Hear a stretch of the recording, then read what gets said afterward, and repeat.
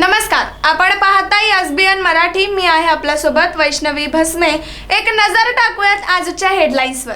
Headline प्रायोजक Laxminarayan super speciality hospital. सर्व अत्याधुनिक सुविधा, 24 तास अत्यावश्यक सेवा. इथं आहे सुसज्ज अद्ययावत ICU, medical path lab, 2D echo आणि डायलिसिसची सुविधा. इतका चुकीचा कॅरम फुटलाय की कोणाच्या सोंगट्या कोणाच्या रिंगमध्ये आहेत हेच कळत नाही.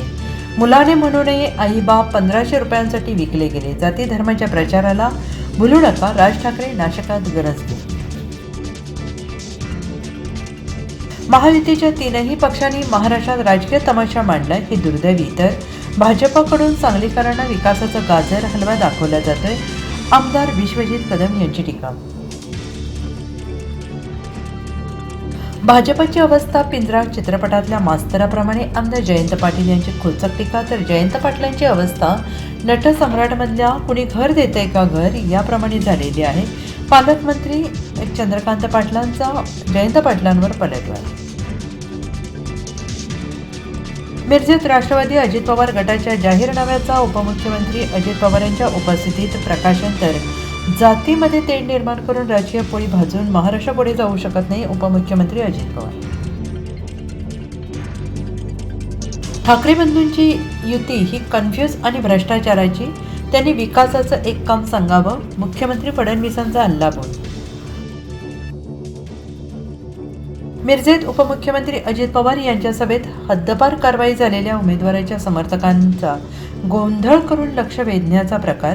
आझम काझी यांच्यावर अन्याय झाल्याचा आरोप. मुंबईत भाजपच्या कार्यकर्त्यांकडून 50 खोके एकदम ओकेच्या घोषणा. भाजप आणि शिंदे गटाचे कार्यकर्ते आमने-सामने. तो आमचा कार्यक्रम करणार म्हणतो, मग आम्ही काय हातात बांगड्या घातल्या आहेत का? भाजप आमदार महेश लांडगेंकडून अजित पवारांचा थेट एकेरी उल्लेख. आम्ही भाजपाचे बाप, वेळ आली तर काँग्रेसला सत्ता देऊ पण भाजपाची जिरवू. महादेव जानकरांची सोलापुरात जोरदार टीका. राज्यातील लाडक्या बहिणींची मकर संक्रांत होणार गोड. 14 जानेवारीपूर्वीच बँक खात्यात जमा होणार 3000 रुपये.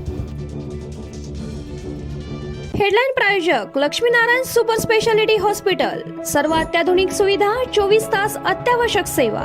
इथं आहे सुसज्ज अद्ययावत ICU, medical path lab, 2D echo आणि डायलिसिसची सुविधा.